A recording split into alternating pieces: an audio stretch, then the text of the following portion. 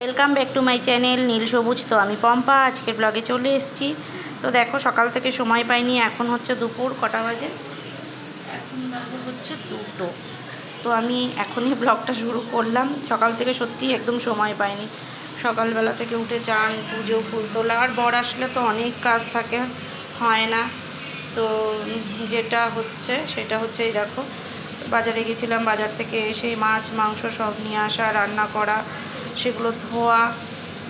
এই যে মাংস হয়ে গেছে, এটা 3 ভাগে মানে রাখা, ওটা এমনি রাখা একটু এক্সট্রা, আর এটা দুপুরের আর রাত্রে তুলে রেখেছি। আর এদিকে হচ্ছে বেগুন দিয়ে এই যে ইলিশ মাছ সর্ষে বেটে, সর্ষেটাকে আমি বেটে একটু খোসাটা ছাড়িয়ে তারপরেই দিয়েছি, না হলে গ্যাস অম্বলের প্রবলেমটা খুব বেশি হয়। তো যাদের গ্যাস অম্বল আছে তারা একটু চেষ্টা করবে খোসাটাকে ছাঁকনি দিয়ে একটু ছেঁকে খেতে, তাহলে গ্যাস অম্বলটা হবে না। আর এই সিজনে ইলিশ খাবো না, এটা একটু কেমন কেমন লাগে না, সর্ষের ইলিশ। তো এই হয়েছে ব্যাপার। আর ওই দিকে এসছে দেখো, তার মধ্যে রোদ বৃষ্টি কাঁচা ধোয়া সমস্ত কিছু। ওরা এসছে, ওরা করছে ট্যাঙ্কি পরিষ্কার, জলের রিজার্ভার আর কি প্রচুর নোংরা হয়ে গেছিলো। তো এই রবিবার দিনটা করে না খুব দেরি হয়ে যায়। তো দেখো আমি ঘেমে স্নান করে গেছি, মাছ অনেক কিছু নিয়ে এসছি, ওগুলো ভেজে রেখে দিয়েছি। আজকে আর ফ্রিজে ঢুকিয়ে দিয়েছি, আর বের করতে ইচ্ছে হচ্ছে না যে দেখাবো তোমাদের। যাই হোক, এনেছি হচ্ছে 2 রকমের ইলিশ মাছ নিয়ে এসেছি, মানে ছোটো ছোটো ইলিশ নিয়েছি। আমার আবার বড় ইলিশের থেকে ছোটো ইলিশগুলোই ভালো লাগে, স্বাদ মনে হয়। আর হচ্ছে এই হাবিজাবি মাছ আর কি নিয়ে এসেছি। ওরা স্নান টান করে উঠলো, ও প্রচুর হেল্প করেছে, মাংসটা ওই বসিয়েছে। আমি সব সকালবেলায় ও আগে গাড়িতে তেল করে মাংসটা এনে দিয়েছিল। তো আমি তখন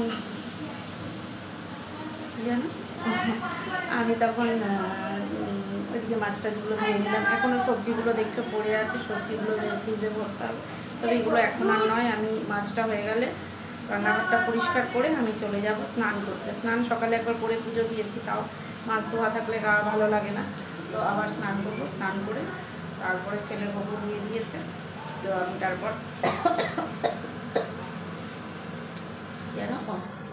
তারপরে আমি খেতে দেবো, অনেকটা বেলা হয়ে যাচ্ছে। তো চলো, সকালবেলাও খেয়েছি হচ্ছে ডাল ভাত, কালকের ওই লাবড়া তরকারি একটু ছিল, ওটা দিয়ে সব দিয়ে যাই হোক হয়ে গেছে। তো চলো সঙ্গে থাকো, দেখতে থাকো। এখন রাত্রে বাজে 11টা 26। তো এই যে খেয়ে দিয়ে সব ওপরে উঠে গেছি, খাওয়া হচ্ছে তাও 10:30টায় খেতে বসছি, সব করে 11টা হয়ে গেছে। মানে খেয়ে উঠতে উঠতে তারপরে ওষুধ খাওয়া, সব দরজা দেওয়া এসেই করে 11:30টা বেজেই গেল। সেই এই যে ও শুয়ে পড়েছে, ও হচ্ছে সকালে তো ভোরবেলায় বেরিয়ে যাবে। আর এদিকে ছোটোজন